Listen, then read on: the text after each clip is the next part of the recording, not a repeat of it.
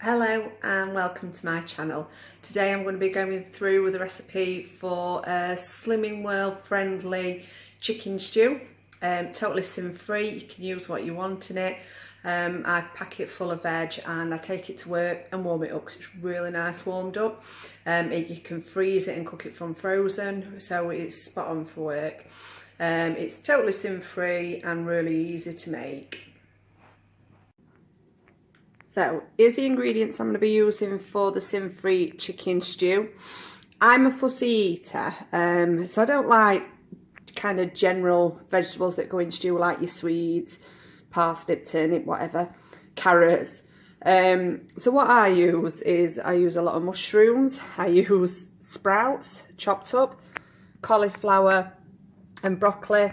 And I'll use onions as well, but you can throw anything you like into it. I mean, some days I'll have different veg, vary it up a little bit, but I mean, generally it turns out lovely and really nice to warm up. So I tend to use broccoli and cauliflower every time. The reason being is because we're doing it sin-free, you've got nothing to thicken it up because you're just using stocks.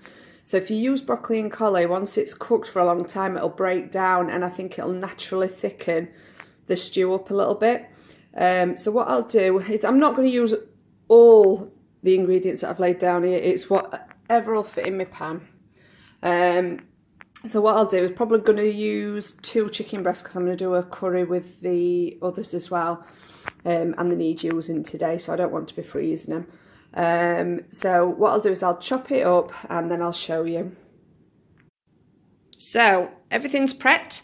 So I'd say it's about 1 onion if you're using a fresh onion, probably about 5 mushrooms, and then I've got a few sprouts, a few florets of broccoli and cauli, and some new potatoes. I've just sliced them. You can dice them, chop them, however you want them. You can have them peeled or with skins on like I have.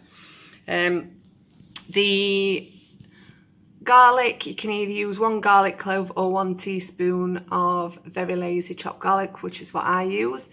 And I will be using a tablespoon of tomato puree. I've got 2 chicken fillets chopped up already. You can use mixed herbs, but this is a recipe that I used to use before Slimming World. But what I'd do is I'd use all these ingredients and then I'd put either a tin of chicken soup in, which would make it tasty and thick, or chicken gravy. So obviously it's a little bit different, but I've just adapted it to Slimming World. So some salt and pepper to however you like it seasoned. And sometimes I'll use mixed herbs, but today I'm going to use oregano, parsley, rosemary and sage, just probably about a teaspoon each, and absolutely tons of Worcester sauce because it gives it great flavour. So what I'm going to do now is I've got the oven turned on. I'm going to fry off the chicken. Once the chicken is all brown, then I will just add everything. So I will add all the raw ingredients to the chicken and a litre of stock, which I'm going to make up with a chicken stock pot and a chicken OXO cube. Once everything's in, then I'll add all this. But what I'll do is I'll show you as much as I can when I'm cooking it.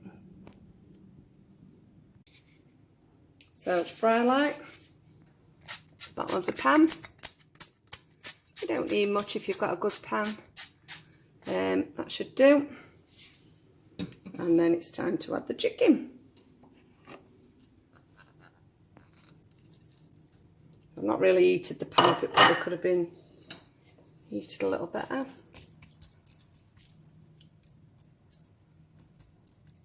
And then we'll come back to it when it's brown.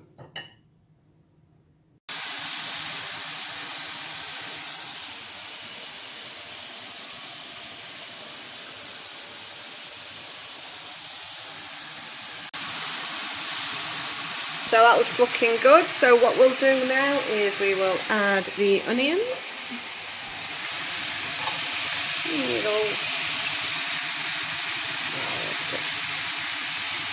Put this down a sec.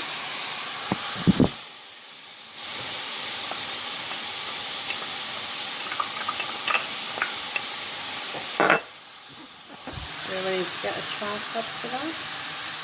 The mushrooms. Where did that one go? Oh no, it's landed. And then rest of the ingredients.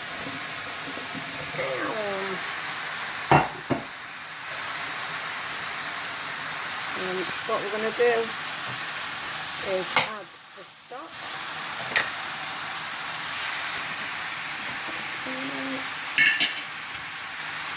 So this is just the stock pot from the chicken oxo.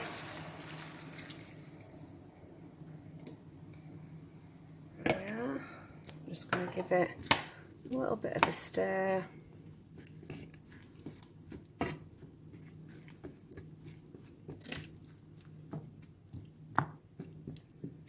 And then I'm going to add the bits and bobs. Won't be a sec.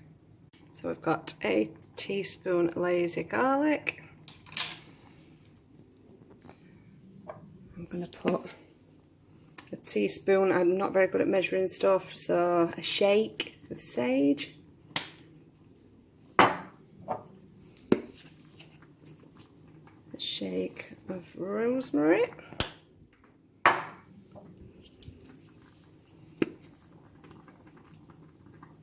shake of parsley. Shake of oregano, and then salt. You won't want too much salt because you've already got salt in your stock cubes, so it just depends how salty you like your food. So I'm just going to add the salt and pepper and a teaspoon of the puree, and then I'll come back to you with the Worcester sauce. So we've got everything added except for Worcester sauce, so I like plenty of Worcester sauce, and all the ingredients are sin free. That should do. And then what we're going to do is we're going to give it a stir, and then we're going to put the lid on, turn the heat down, and then leave it to simmer for an hour. It smells gorgeous already. Right, there we are.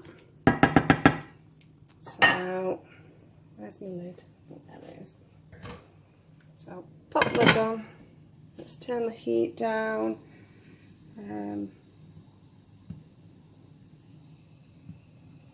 So I've turned it down to around 4, and then I'll leave it for an hour. So it's all simmering nice. I've just turned it down to 1. So what I'm going to do now is leave it for an hour. So I'll come back in half an hour just to give it a stir and just see what we're looking like. So it's been half an hour, so I'm just going to take a look and see if I think it needs any longer. It can take up to an hour depending on what veg you put in. If I add carrots, which kids like, it usually takes that little bit longer. It's not looking too bad actually. The broccoli and collie could break down that little bit, that little bit more. I'm just gonna get a fork and just test one of the potatoes just to see.